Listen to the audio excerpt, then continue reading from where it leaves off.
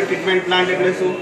જે નદીનું પાણી હોય ગંદુ હોય આપણે ડાયરેક્ટ પી નહીં શકીએ, તો એને ટ્રીટમેન્ટ આપવામાં આવે, ક્લિયર વોટર કરવામાં આવે, બરાબર?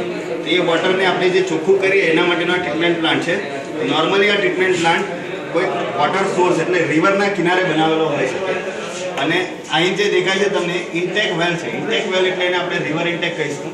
તો રિવરની અંદર આ ઇન્ટેક વેલ બનાવવામાં આવે ત્યાંથી પાણીને ટ્રીટમેન્ટ પ્લાન્ટ પર લઈ જવા માટે. શેના માટે? તો ટ્રીટમેન્ટ પ્લાન્ટ પર પાણી ચોખ્ખું કરીને આપણે સપ્લાય કરવાનું છે ડ્રિંકિંગ વોટર માટે. તો ઇન્ટેક વેલમાંથી પાણી આવશે સૌથી પહેલાં એરેશન યુનિટમાં. એરેશન યુનિટમાં પાણી આવશે. એરેશન યુનિટ એટલે શું? કે એમાં ઓક્સિજન આપણે એડ કરવાનું છે. એટલા માટે વોટરને ઓક્સિજનની હાજરીમાં ફાઉન્ટેનના ફોર્મમાં ફ્લો કરીને એને સ્ટેપ એરેશન મેથડથી એના અંદર જે કંઈ ગંધ હોય એને દૂર કરવાની છે. ત્યારબાદ આ એરેશન યુનિટમાંથી જે પાણી છે ત્યાં તમને જે મોટું સર્કલ દેખાય છે ને એ ક્લેરીફાયર છે. એના અંદર જ ફ્લોક્યુલેટર યુનિટ પણ જોડાયેલું છે. એટલા માટે આખા યુનિટને કહીશું ક્લેરી ફ્લોક્યુલેટર.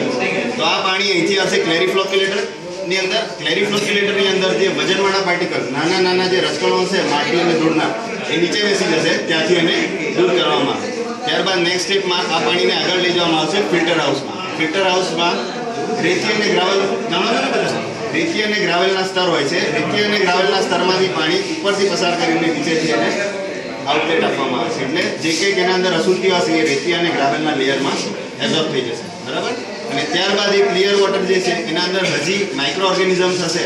એ માઇક્રો ઓર્ગેનિઝમ જે છે એ હાનિકારક હોઈ શકે, બેક્ટેરિયા. અને સ્પેસિફિકલી પેથોજેનિક બેક્ટેરિયા જે હોય છે એ વધારે પડતા હાનિકારક હોય છે, બરાબર? તો એ હાર્મફુલ બેક્ટેરિયાઝને દૂર કરવા માટે આ ફિલ્ટર યુનિટ પાસે છે ત્યાં એન્ડમાં એક આપ્યું છે ક્લોરિનેશન યુનિટ છે. એટલે આ ક્લોરિનેશન યુનિટની અંદર ક્લોરિનેશન કરવામાં આવે છે, ક્લોરિન એપ્લાય કરવામાં આવે છે, જેથી એના અંદર જે કંઈક પેથોજેનિક બેક્ટેરિયા છે એનો નાશ થશે. ત્યારબાદ આ જે છે એક્રેલિક મટીરિયલ બધાને ખ્યાલ છે, બરાબર? એક્રેલિકની સીટ આવે છે આપણે બસમાં ને એમાં જે વિન્ડોઝ ને એવું છે એમાંથી ફેબ્રિકેશન કરીને તમે કદાચ બધા ઘરના મોડેલ્સ ને પણ જોયા હશે. તો એ મોડેલ્સ એ બધા જુદાની એક્રેલિક સીટમાંથી બનાવવાનું હોય. એક્રેલિકનું કટિંગ કરી દેવાનું. જે રીતે આપણે કટ કરીએ જે રીતનું શેપ હોય એ રીતે કટ કરી અને પછી એક કેમિકલ આવે છે એની મદદથી આના પાર્ટ જે એજીસ છે એની એજીસ ઉપર એક કેમિકલ લગાવો એટલે એની સાથે સ્ટીક થઈ જશે. એટલે આવી રીતે આ જે મોડેલ છે એ પણ કટિંગ કરી અને પછી એને કેમિકલની મદદથી કનેક્ટ કરેલું છે. પછી આ જે છે તમે પ્લાસ્ટિકના ચાના કપ ને બધા જોયા હશે, ડિસ્પોઝેબલ કપ. પછી ડીશ જોઈ હશે, બરાબર? એના માટેના મોલ્ડ છે, વુડન મોલ્ડ છે. આની ઉપર એ પ્લાસ્ટિકની સીટ મૂકી અને પછી નીચેથી વેક્યુમ અથવા ઉપરથી પ્રેશર એપ્લાય કરવામાં આવે એટલે આનો શેપ એ એક્વાયર કરી દે છે. પછી પ્લાસ્ટિકની જે ફિલ્મ્સ ને બધું જે બને છે એના માટે અહીંયા ડાય છે. એની અંદરથી પ્લાસ્ટિક મટીરિયલ પાસ થાય અને એ ફિલ્મના ફોર્મમાં એ કન્વર્ટ થશે. મોબાઈલમાં પ્લાસ્ટિક જે યુઝ થાય છે એ પ્લાસ્ટિકનું મોડિફિકેશન કરવા માટેની રિસર્ચ પ્રોજેક્ટ હતો કે જેની અંદર ફ્લાય એશ જે આવે છે આપણે પાવર પ્લાન્ટમાં તમે જોવો છો કે જે ફ્લાય એશ રાખ જેને એશ કહીએ છીએ આપણે એ કરવામાં આવે, એને ડ્રાય કરવામાં આવે.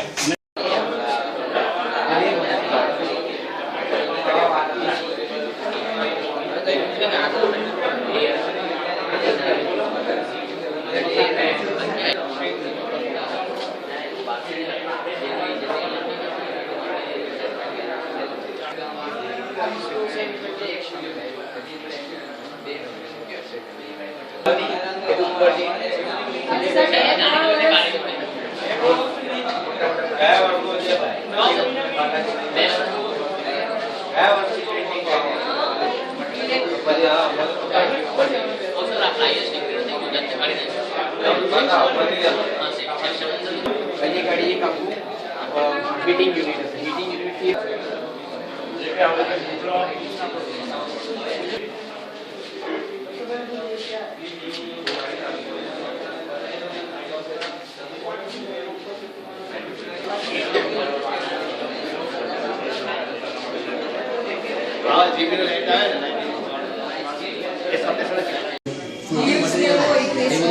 સ્ક્રીનિંગમાં નીકળી જાય બરાબર ને બીજું બધું સેટલ થઈ જાય. જે ભારી પદાર્થો જે હલકા સ્ક્રીનિંગમાં નીકળી જાય ભારી છે પણ અમુક પાર્ટિકલ્સ એવા હોય ઓલરેડી તરીકે એલિમેન્ટ કરવામાં આવે છે.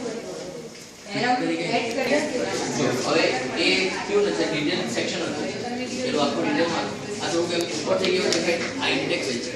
આ સપોઝ કરો કે રિવર છે કે તમારું રિવર રો મટીરિયલનો સોર્સ છે ત્યાંથી આપણે પાણી ઇનલેટ કર્યું બરાબર. આ એરેટેશન ટેન્ક જે આપણે એરેડિયેશન ટેન્ક જોયું, એરેડિયેશન ટેન્કમાં શું થાય કે જે બી છે ને પ્યોરિફિકેશનની પ્રોસેસ અહીંયાથી સ્ટાર્ટ થાય. ફર્સ્ટ પ્રોસેસ એરેડિયેશન થાય, પછી ક્લેરિફ્લોક્યુલેશન, એમાં ક્લેરિફિકેશન અને ઓક્યુલેશન થાય. ક્લેરિફિકેશનમાં પછી બીજું એલિવેટ કરે છે ને પછી સેટલમેન્ટ થાય. પછી એને છે ને જો આપણે અંડરગ્રાઉન્ડ ટેન્કમાં સ્ટોર કરવાનું હોય તો આપણે this is a low cost housing model. એને છે ને સ્પેશિયલી ડિઝાઇન કરવામાં આવેલું છે વિલેજ પીપલ માટે, જે લોકો અફોર્ડ નથી કરી શકતા આરસીસીના સ્ટ્રક્ચર કે સ્ટીલના સ્ટ્રક્ચર, કારણ કે એ લોકોને કોસ્ટ ઇફેક્ટિવિટી એટલી બધી નહીં હોય. આમાં જેટલા બી મટીરિયલ્સ યુઝ કરેલા છે તે વિલેજીસમાં અવેલેબલ હોય. આ વુડન સ્ટિક છે, વુડ વિલેજમાં અવેલેબલ હોય. આ બેમ્બુ સ્ટિક છે, બેમ્બુ એટલે આપણે બાંસ આવે ને તેને અડધું કટ કરીને આમાં સ્ટિક કરે, બરાબર છે. આ 15 સ્ટિક દેખાતું હશે સેક્શનમાં, એટલે આવી રીતે એને પેલું પિન કરેલું છે આમાં, અને એ બી ઇઝીલી અવેલેબલ. અને આજે આ મોટારનું કમ્પોઝિશન છે ને તે મોટારનું કમ્પોઝિશન ઇઝીલી પેલું ફ્લાય એશ મોટાર છે. ફ્લાય એશ એટલે જે થર્મલ પ્લાન્ટમાં વેસ્ટ મટીરિયલ નીકળતું હોય ને તે અને સિમેન્ટનું એનું પ્રપોર્શન કરીને આ પ્રિપેરેશન કરવામાં આવેલી છે. ધીસ હાઉસિંગ એટલે આ 2 રૂમ કિચનનું પ્લાન છે. આને જો આપણે બનાવવું હોય તો 58,000માં વિધાઉટ ફાઉન્ડેશન કોસ્ટ થઈ જાય છે. આ રૂફિંગની ડિટેલ્સ છે, એની રૂફ આવી રીતે આવે. વુડન પ્લેન્ક્સ કેવી રીતે મૂકેલા છે તો તમને બહારથી દેખાતા જ હશે, અને ઉપરથી આનું મોટર કરવામાં આવ્યું છે. ને જેટલી બી તમારી જરૂરત છે ફેમિલી પ્રમાણે એવી રીતે એને પ્રિપેર કરી શકાય છે. એવું જરૂરી નથી કે આ 2 રૂમ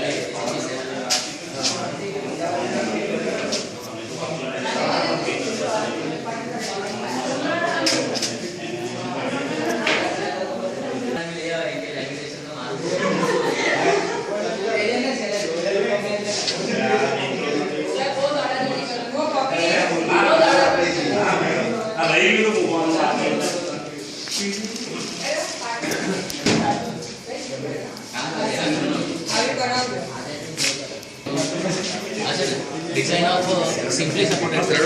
હવે સિમ્પલી સપોર્ટેડ સ્લેબ એટલે સ્પાન જે છે તે 2 મીટર કરતાં ઓછો હોય simply supported. 1 way simply supported, આ 2 વે સિમ્પલી સપોર્ટેડ. 2 વેમાં સ્પાન એનું વધારે હોય, બે જેમ કે આ 2 રીત છે એની સ્પાન તે રેન્ફોર્સમેન્ટ છે. રેન્ફોર્સમેન્ટ સ્ટીલના સ્ટીલ છે, એ ડિસ્ટ્રીબ્યુશન સ્ટીલ છે. આ મેઇન સ્ટીલ છે, આ બધું સ્ટીલ બતાવે છે. આ એનું સેક્શન છે ને એનું પ્લાન છે. ને હવે આને છે ને અહીંયા એક્સ થી કટ કરેલું છે તો આ દેખાય છે, ને વાયથી એના સેક્શન કટ કરેલા છે ને તો આવું દેખાય છે, બરાબર છે. This is a design of 1 way continuous slab. Continuous સ્લેબમાં કેવું છે કે મેઇન બેઝ પિલર્સ 2 છે ને વચ્ચે સપોર્ટ્સ છે, બરાબર છે. હવે આની રેન્ફોર્સમેન્ટ ડિટેલ્સ બી આમાં બતાવેલી છે. ને આ બાજુ છે design of 2 way simply supported slab.